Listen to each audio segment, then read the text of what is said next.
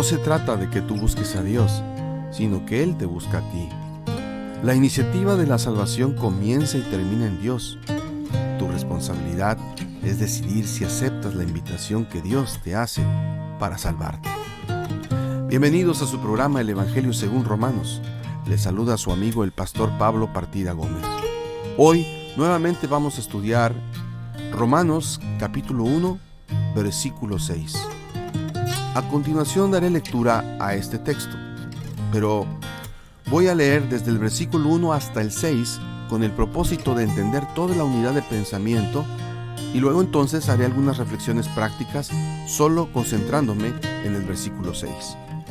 Leo entonces Romanos capítulo 1, 1 al 6. Pablo, siervo de Jesucristo, llamado a ser apóstol, apartado para el Evangelio de Dios, que Él había prometido antes por sus profetas en las Santas Escrituras.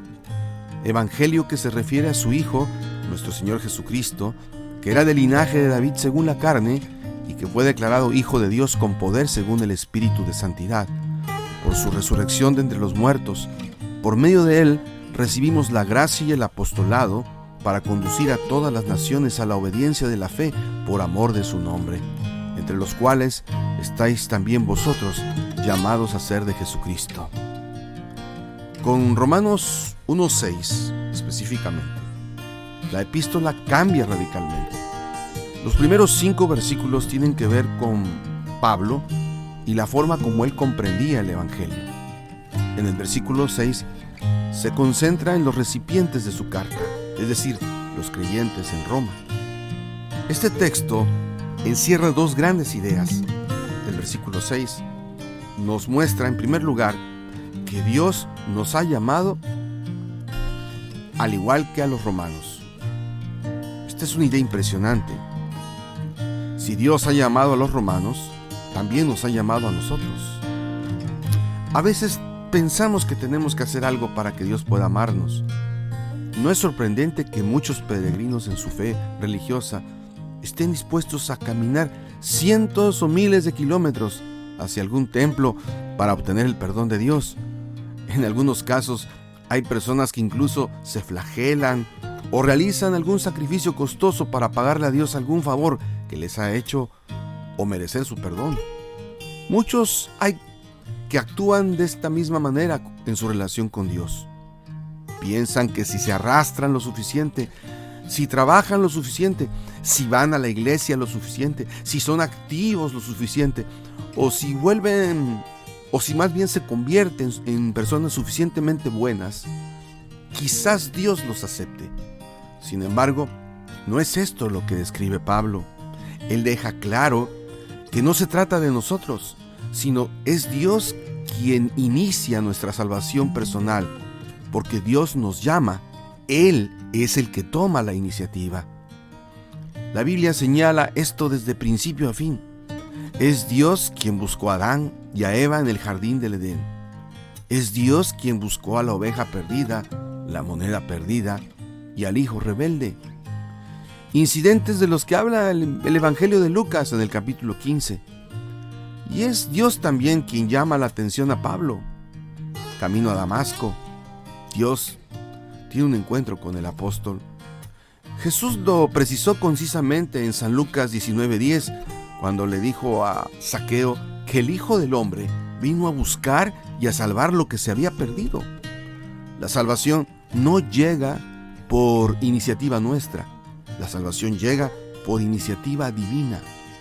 La palabra de Dios en Juan 3:16 dice: porque de tal manera amó Dios al mundo, que ha dado a su Hijo unigénito, para que todo aquel que en él cree no se pierda, mas tenga vida eterna. Y en Romanos capítulo 5 versículo 8 nos dice: mas Dios muestra su amor para con nosotros, en que siendo aún pecadores, Cristo murió por nosotros. Es Dios quien se encarga de buscarnos. Él es quien nos llama. Nuestra parte consiste en aceptar su invitación.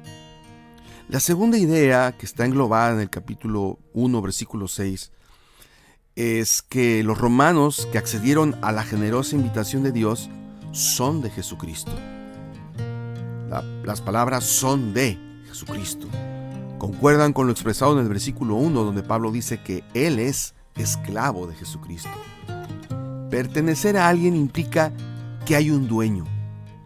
Por esto, al igual que el apóstol Pablo, cada cristiano residente en Roma llegó a ser también esclavo de Jesucristo.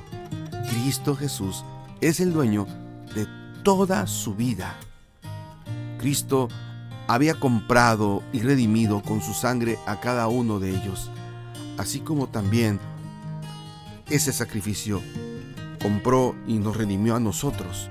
Y ahora somos esclavos de Jesús, no en el sentido malo, sino en el sentido bueno, porque la esclavitud a Jesús implica libertad, disfrutar la vida, gozarnos de un amo que respeta la libertad y que desea la felicidad para nosotros. Hoy toda persona es esclava de cualquier situación.